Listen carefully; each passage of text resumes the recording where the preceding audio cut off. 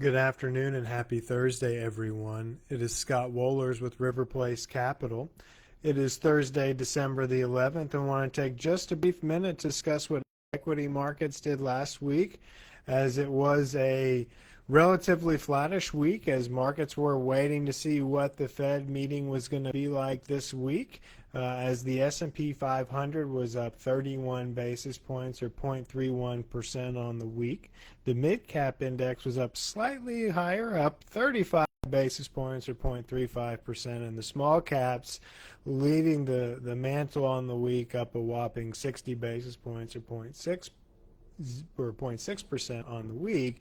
And everyone was looking forward into this week as we got the Fed meeting Tuesday and then the decision Wednesday at 2 p.m. Eastern Time, followed by the press conference at 2:30 by Jay Powell, the Fed chair, 2:30 Eastern Time. And it was no surprise the market had baked in about a 90% chance that the Federal Reserve Bank was going to cut interest rates by 25 basis points. So I want to take just a brief minute to discuss what does that mean when the Fed cuts interest rates? How does that impact you as the consumer? And then why is the long end still as high as it is even if the Fed's cutting rates? And why does that really matter to you as the consumer? And so what the Fed funds rate is what overnight lending rates are for banks, where if you store money and move money from there, money gets moved around, and that's the money that someone's willing to pay you to borrow it overnight.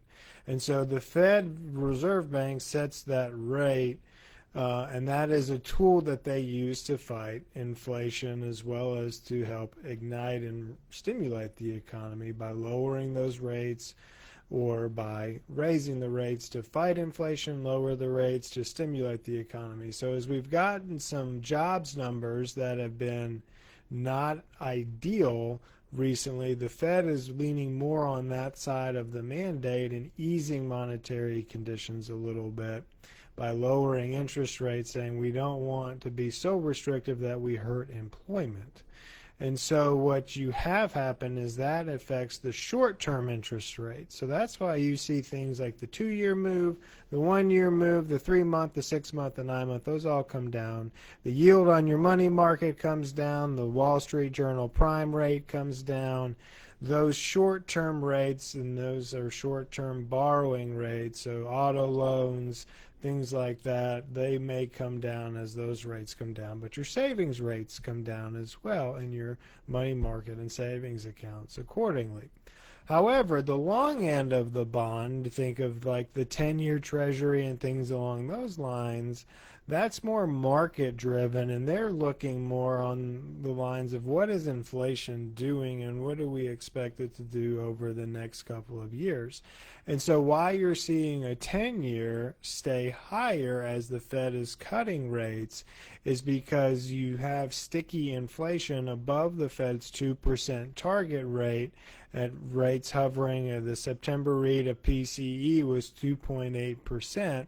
So you're hovering close to 3%. So you're not going to have a 10-year dip below the inflation rate or get down close to the Fed funds rate, because you're not going to have a premium on top of inflation to put your money at risk for 10 years.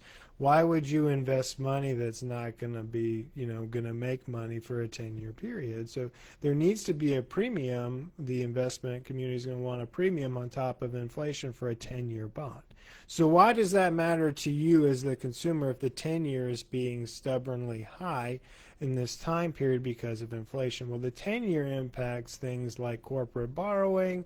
It impacts things like your mortgage rates. So the number one expense that a consumer is going to have is going to be their mortgage. So if you're saying, well, the Fed's cutting rates, let's go look at getting a mortgage because mortgage rates are going to come down.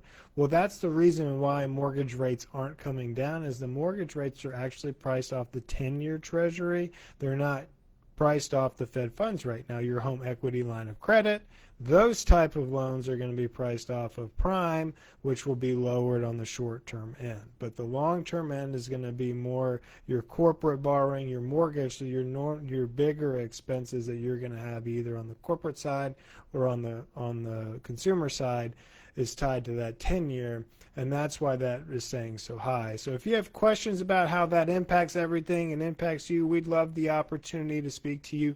Wanted to do something different this week than just talk about the market as a whole.